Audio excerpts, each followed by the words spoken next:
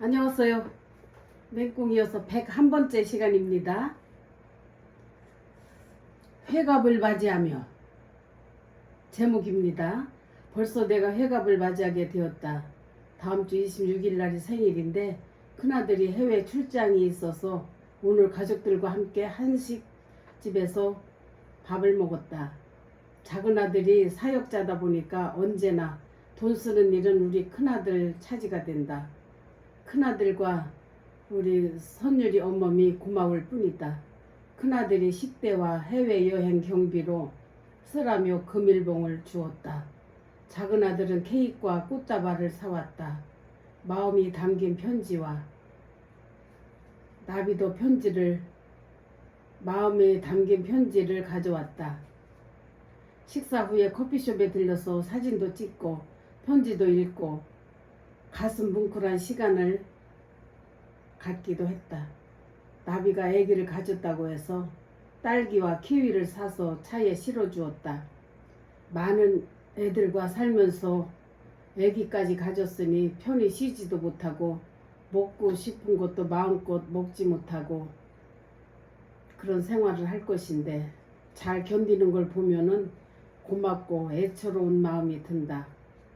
하나님 감사합니다. 모든 영광 하나님께 돌립니다. 언제나 주 안에서 영육간의 강건한 축복을 주시옵소서. 감사한 하루입니다.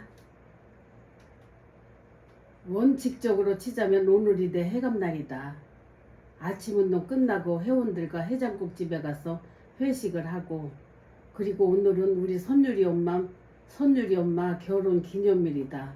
우리 큰아들 결혼 기념일입니다. 가족들과 여행을 떠난다고 해서 2박 3일 가락시장에 가서 과일을 먹으라고 가락시장에 가서 딸기와 골고루 과일을 사다가 주었다. 떡도 사고 갖다 주니까 우리 며느리가 좋아한다. 10시쯤 가게에 출근해서 카톡을 열어보니 성가대와 우리 세론 또 지인들에게서 축하 메시지가 수도 없이 와 있는 걸 확인하니까 기분이 좋았다. 기억해주는 사람이 참 많아서 기분이 좋았다. 점심은 옆 가게 집사님이 점심을 사준다고 해서 먹고 또 오후에는 금주권사가 장미꽃 한 송이를 들고 와서 축하를 해준다. 경자권사도 와서 일 끝나고 셋이서 식당 가서 저녁을 먹었다. 밥을 먹으면서 요즘 신입생 교복 일 하면서 수키권사에게 스트레스 받았던 이야기를 했더니 장권사도 교복 매장에서 알바하면서 이 권사에게 이상한 성격을 알게 되었다고 한다.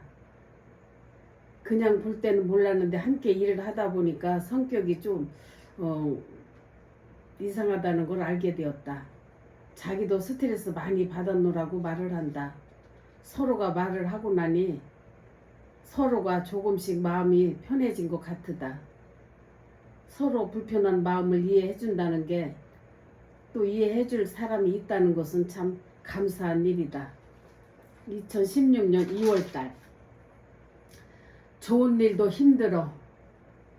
쌀을 11월달에 보내고 12월은 날씨가 너무 춥고 1월달도 춥고 2월은 교복을 하느라 시간이 없고 미루다 보니 오늘 보내게 되었는데 공동체의 쌀은 또 보내준 사람의 이름 스티커가 그 쌀 포대에 붙어 있어서 다시 재포장을 하게 되었다. 그대로 전달을 하면 안 된다고 해서 쌀 마대 자루를 사다가 옮겨 담아야 된다고 한다. 공동체에서 잘못 주문해서 10kg짜리를 사가지고 20kg를 푸대 쌀을 10kg 마대에 담는 과정이 많이 복잡했다. 34개로 작업을 했다. 20kg짜리를 10kg 푸대에다 담으니까 34개를 담았습니다.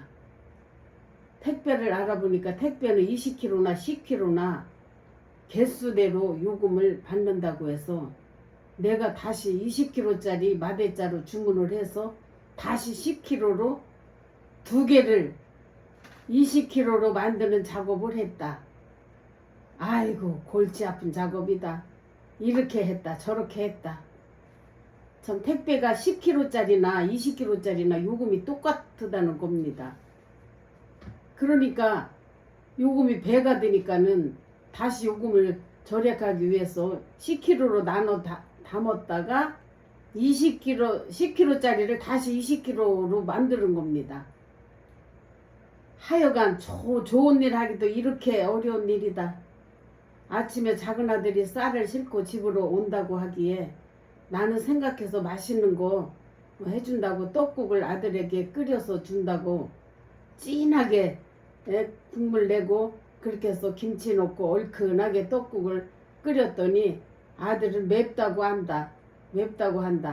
난 맛있게 먹었는데 아들은 잘 먹질 못한다. 아들은 매운 걸 싫어하는 줄은 난 몰랐다.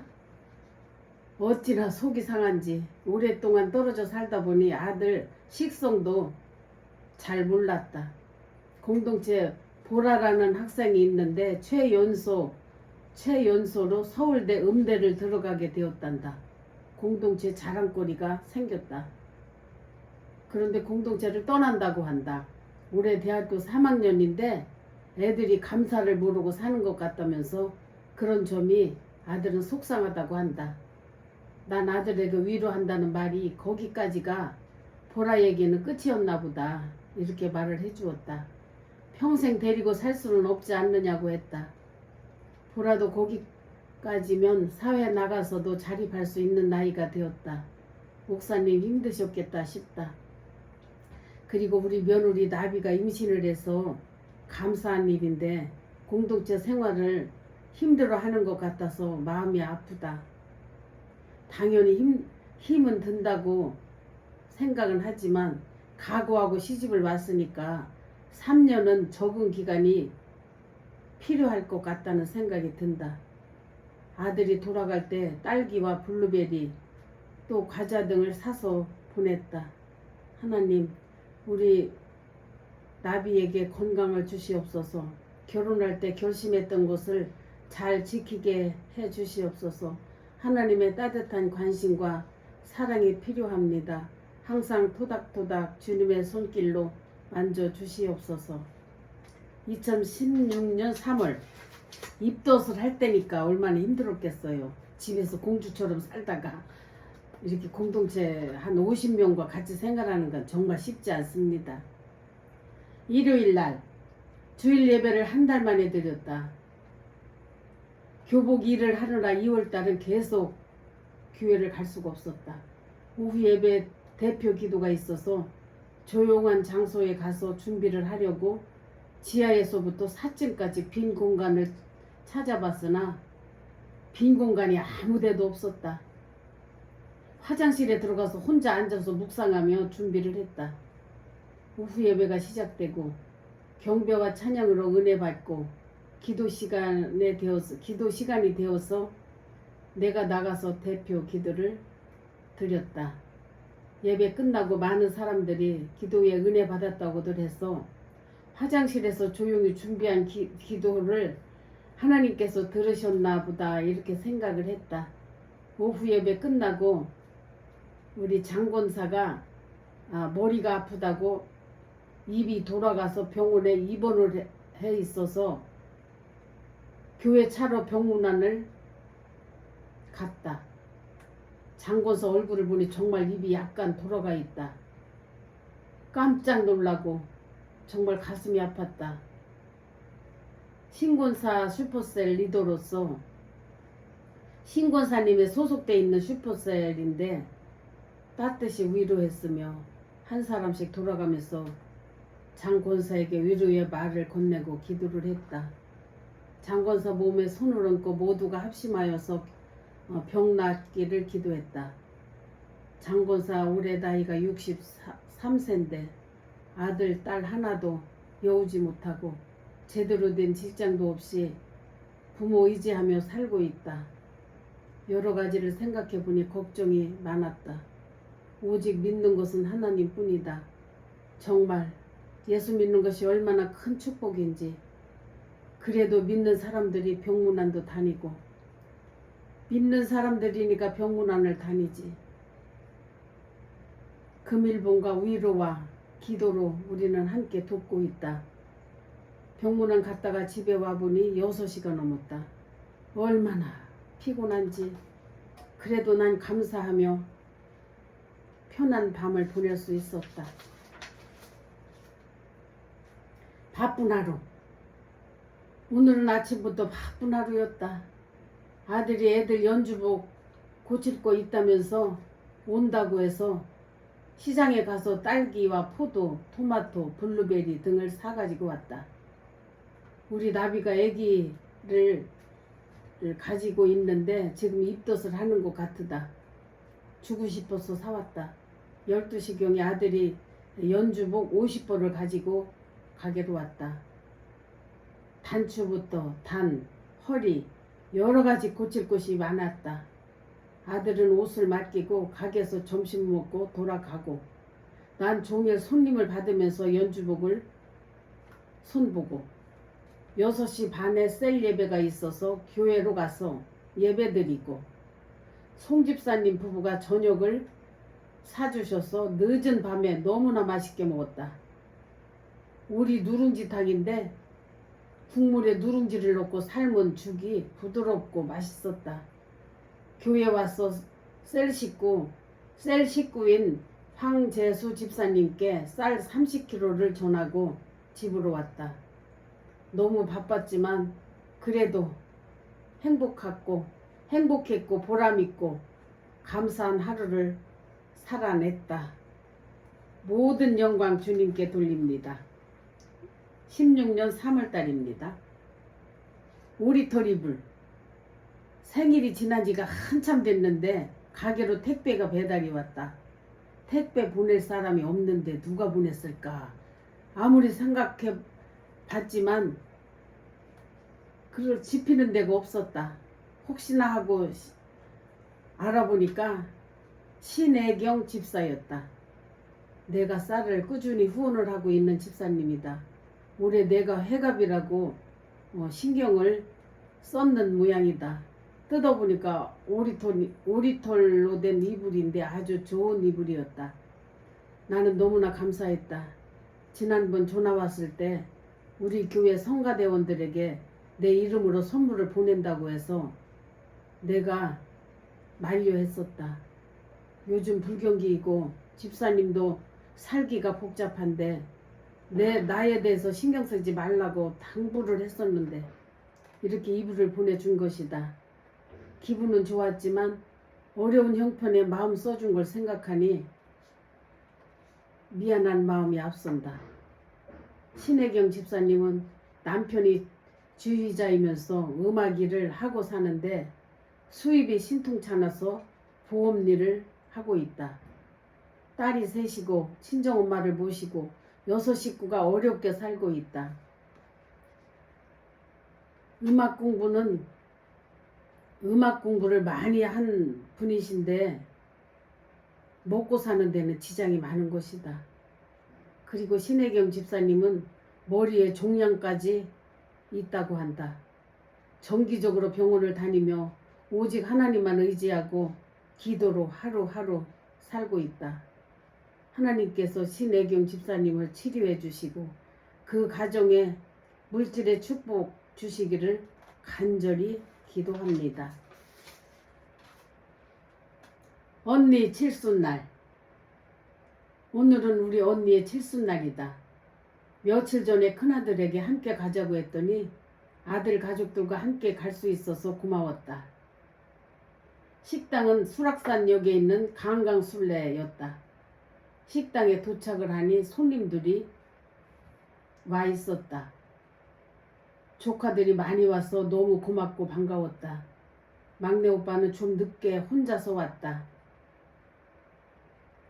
사업에 실패하고서부터는 부부 동반이 어려운 모양이다. 축 처진 어깨가 안쓰러워 보였다. 식사들 하시고 식당에서 다들 가시고 동생네랑 우리 식구랑 언니 집에 가서 과일과 차를 마셨으며 7월 달에 크루즈 여행 항공권을 받고 우리 큰아들에게 이모들이 생일 축하 노래를 해달라고 부탁을 했더니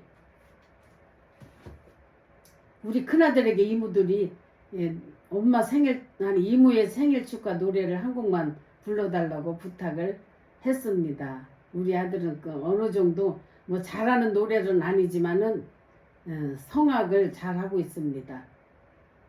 노래를 해달라고 부탁을 했더니 큰아들은 사양하지도 않고 주저하지도 않고 노래 2곡을 불러서 이모들에게 감동을 줬으며 큰 박수를 받기도 했다. 1시간 정도 놀다 3시쯤 일어나서 집에 와보니 4시쯤 되었다. 내가 배가 너무 불러서 옷을 갈아입고 또 둘레길로 나갔다. 한 바퀴 돌고 왔더니 아주 편안해졌다. 언니는 카톡으로 우리 큰아들이 반듯하게 잘 커서 너무 보기 좋았다고 칭찬을 해준다. 그런데 막내 올케에게 너무 서운하다고 한다. 올케 해갑 때 50만 원을 전했었는데 올케는 축하 문자 한마디 없고 오빠가 10만 원을 했다고 서운하다는 것이다. 있는 사람들은 어려운 사람들의 입장을 조금도 이해하지 못한다. 어려운 사람은 10만 원도 정말 큰 돈이다. 언니에게 이해는 시켰지만 그 입장이 되어보지 않고는 내가 어떻게 언니의 속마음을 알 수 있는가. 올케가 전화라도 한 통 했더라면 오해가 없었을 수도 있었는데 인생이 참 복잡하고 힘들어지면 만사 귀찮은 것이다. 욕을 하던 말던 올케가 지금 그 입장일 것이다. 올케는 그동안 참 편안한 생활을 해왔었다.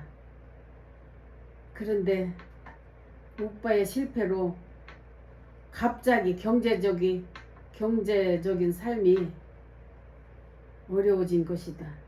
하나님, 오빠 가정을 회복시켜 주시옵소서. 하나님을 만나게 하여 주시옵소서. 믿음으로 살게 하여 주시옵소서.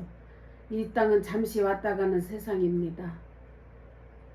하나님 나라를 사모할 수 있는 귀한 믿음의 가정이 되게 해 주시옵소서. 셋째 오빠, 어제 언니 칠순에 가보니까 다들 오셨는데 우리 셋째 오빠만 빠져 있었다. 혼자 속으로 오빠를 잠시 생각해봤다.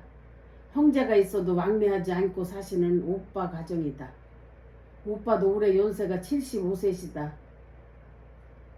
오빠 부부 사이도 좋지 않게 살고 있다. 정말 외로운 삶을 사는 것이다.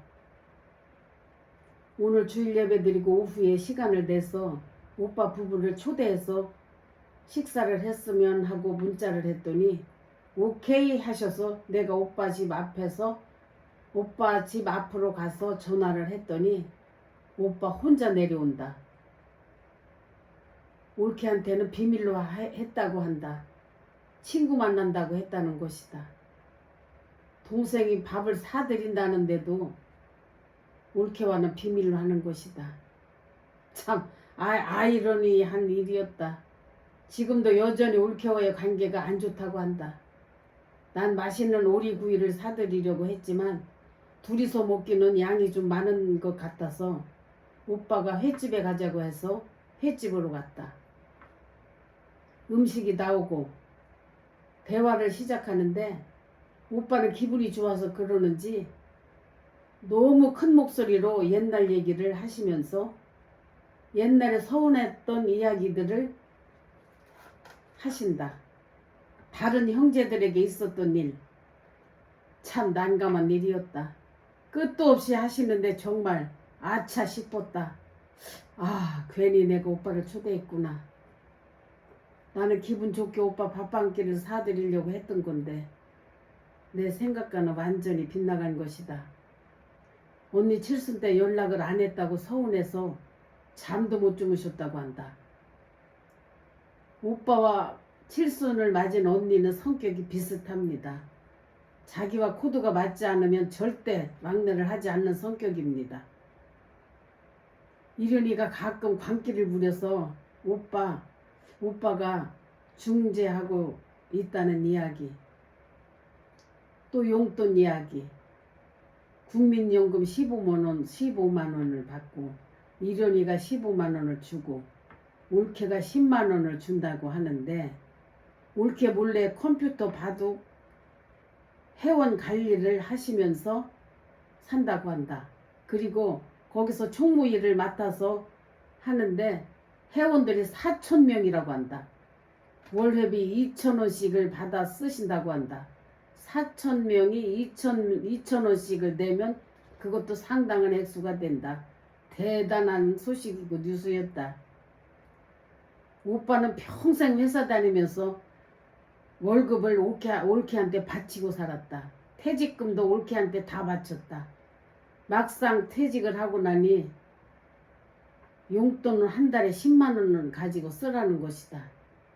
얼마나 이게 황당한 일인가. 오빠 처지가 그렇게 불쌍한 처지가 된 것이다. 우리 올케는 돈이 우상이다. 서울에 4층짜리 건물을 가지고 있으면서 돈 한 번 제대로 쓰지 못하고 살고 있다. 참 인생관이 보통 사람과는 완전히 다르게 살고 있다. 하여간 오빠랑 3시간 동안 오빠 혼자서 말을 하시는데 난 듣기도 너무 힘들었다. 정말 꼭 참고 듣기만 했다. 혼자서 소주 2병을 잡수시고 그동안 누구에게도 하지 못한 이야기를 끝도 없이 나한테 하셨다. 5시에 만나서 9시까지 이야기를 하신 것이다. 아휴, 너무 힘든 고문과도 같은 시간이었다. 오빠를 집에까지 모시다 드리고 난 집으로 왔다. 오빠는 고맙고 사랑한다는 말을 또 계속 하셨다. 너무 고맙다고 하시면서 우리 큰아들과 작은아들 가족들 밥 한 번 사주신다고 자리 마련하라는 말을 몇 번이나 또 하셨다. 전화까지 하셔서 또 부탁을 한다. 정말 오빠 인생도 한많은 인생이다. 부부가 맞지 않으면 평생이 불행한 인생이 되는 것이다. 하나님, 어찌하면 좋습니까? 불쌍히 보아 주시옵소서. 이렇게 썼습니다. 오늘은 여기까지도 하겠습니다. 건강하세요.